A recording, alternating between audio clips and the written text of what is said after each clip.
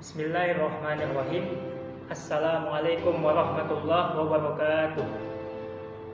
Alhamdulillah wa syukurillah, salatu wassalamu ala rasulillah, amma ba'du.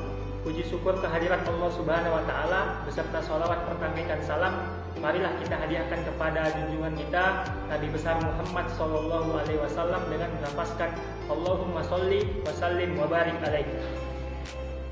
Di sini adapun video ini dibuat untuk memenuhi tugas individu saya atas nama Muhammad Ansori Lubis. Saya dari Fakultas Syariah dan Hukum UIN Sumatera Utara dan dari kelompok KKNDR 47. Adapun dalam pembahasan video ini saya mengangkat tema tentang Kitabul Jinayah, kitab kejahatan pidana. Di mana dalam hal ini saya menukil pembahasan tersebut dari kitab Bidayatul Mujtahid wa Nihayatul Muqtasidi yang ditulis oleh Al-Imam Al-Qadi Abdul Walid Muhammad bin Ahmad bin Rusdi Al-Qurtubi Al-Andalusi atau yang biasa sering disebut dengan Syekh Ibn Rushd, di mana beliau wafat pada tahun 595 Hijriah. Adapun pembahasan tersebut saya ambil dari kitab jilid keduanya, tepatnya di halaman 296.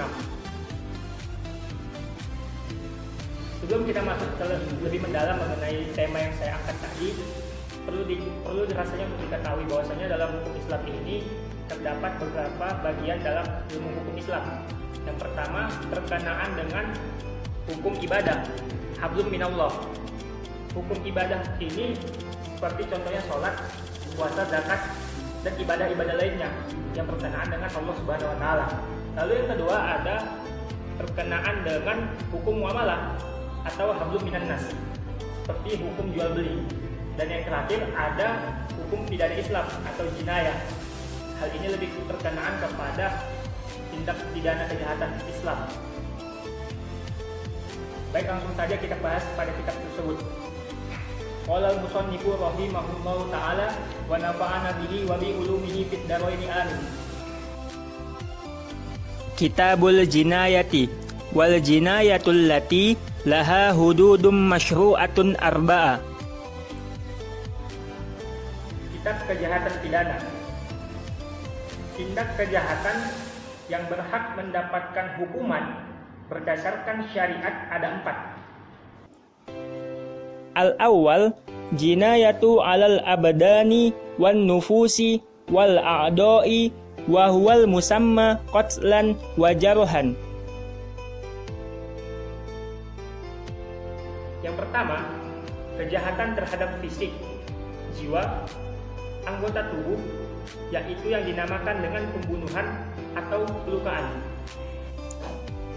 As-tsaniyah wa jinayatu alal furuji wa huwal musamma zinan wa sifahan.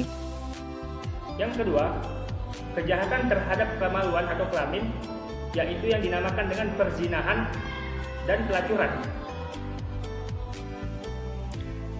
As-salisah wa jinayatu alal amwali wa hadhihi ma kana minha ma'khuzan biharbin summiya hirabatan idza kana bighairi ta'wilin. Yang ketiga, kejahatan terhadap harta benda, di mana diantaranya kejahatan ini ada yang bentuk harta tersebut diambil dengan memerangi, yaitu yang dinamakan dengan harb atau peperangan jika dilakukan tanpa adanya alasan lain. Wa in kana bita'wilin summiya baghyan ma'khuzan ala wajhil manafisati min hirazin yusamman sarqatan. Jika dilakukan karena ada alasan lain dinamakan al-baghyu atau pemberontakan, atau harta tersebut diambil dengan cara menunggu lengah atau penjagaannya dari tempat penyimpanan, yaitu yang dinamakan dengan pencurian. Wa ma kana minha bi uluwi martabatin wa quwwati sultanin summiya ghasban. Sedangkan harta yang diambil karena kedudukannya yang tinggi dan kekuasaan yang kuat dinamakan dengan gosab atau korupsi. Ar-rabi'ah wa jinayatu 'alal i'radi wa huwal musamma qazfan. Kejahatan terhadap kehormatan, yaitu yang dinamakan dengan tuduhan berzina atau qazaf. Wa jinayatu bitta'adi 'ala istibahati ma harramahu syar'a minal ma'quli wal masyrubi. Dan kejahatan dengan pelanggaran untuk membolehkan apa yang diharamkan oleh syariat berupa makanan dan minuman. Wa hadhihi innama yujadu fiha haddun fi hadhihi syariati fil khamri faqat wa huwa haddun mutafaqqun alaihi ba'da sahibi syar'i salawatullahi alaihi.